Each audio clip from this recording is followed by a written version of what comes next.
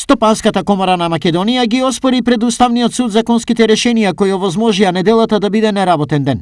Како што извести од Уставниот суд, од комората биле поднесени две иницијативи, во кои подносителот ги оспорува членовите 4, 5 и 6 од Законот за изменување и дополнување на Законот за трговија. Се оспоруваат одредби кои што се однесуваат на работното време, инспекцијскиот надзор и прекршочни санкции.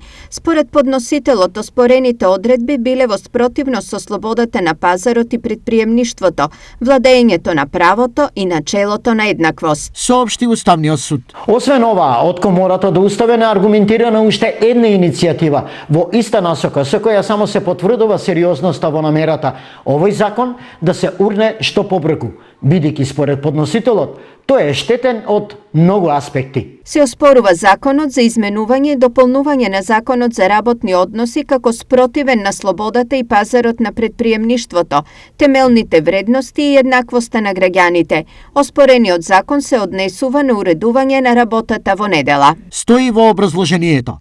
Нова иницијатива, разочарано и гневно, денеска реагираа од синдикатот кој неколку години правеше терен законот за неработна недела да биде усвоен. На став на седницата на председателството на Сојузот на синдикати на Македонија базирана врз согласно на членот 11 од Уставот, каде што вели се забранува приsilна работа на секој работник, и членот 32 од Уставот, каде што вели секој вработен има право на платен дневен, неделен и годишен одмор. И сметаме дека Уставниот суд ќе застане на наша страна согласно овие два члена 11 и 32. Освен комората, реакција против овој закон имаше од страна на бизнис заедницата.